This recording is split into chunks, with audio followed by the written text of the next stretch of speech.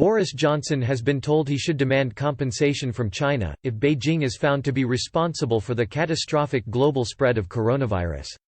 China will be financially liable for billions of pounds in compensation to the UK if it is proven that Beijing was negligent, Tory MP Mark Francois has said. The illness emerged in the Chinese city of Wuhan towards the end of last year, and has since infected more than 3 million people across the globe, claiming more than 200,000 lives so far.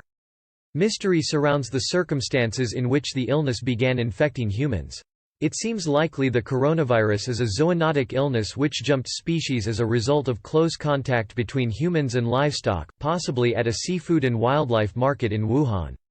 However, the World Health Organization has said it cannot rule out the possibility the virus could have spread from a secretive lab opened by the Chinese government just outside the city.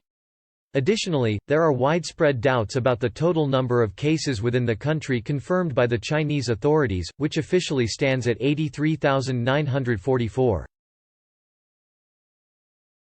Critics including U.S. President Donald Trump have suggested China's lack of transparency was a contributory factor in creating the conditions which triggered the pandemic. Mr. Francois told Express, "The whole world needs to know what really happened in Wuhan and whether this wicked virus really escaped from a local Chinese laboratory or not. Once we have established what actually happened, if this was in fact down to staggering Chinese incompetence, then, of course, they should pay compensation. But communist regimes tend not to admit errors, just look at the old Soviet Union and Chernobyl." Mr. Francois, MP for Rayleigh and Wickford in Essex, declined to put a specific figure on the amount which China would be expected to pay if it was confirmed negligence was a factor. However, he acknowledged the cost of the disease to the UK, which like much of the rest of the world is in lockdown, was likely to into hundreds of billions of pounds.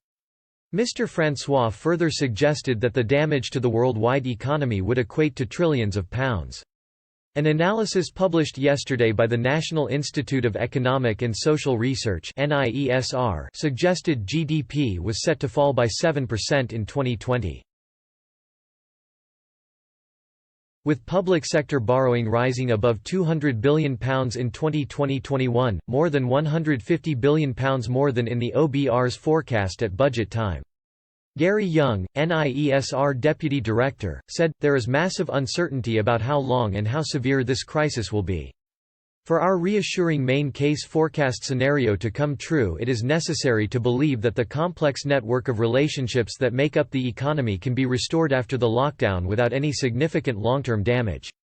So far the signs are promising, but the most significant challenges are likely to come as we approach end or winding down of the lockdown and the supportive schemes are withdrawn.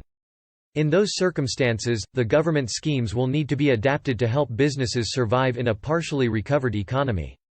The issue of China's culpability has been widely discussed, not least by Mr. Trump.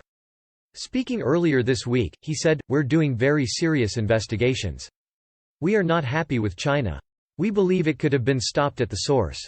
It could have been stopped quickly and it wouldn't have spread all over the world."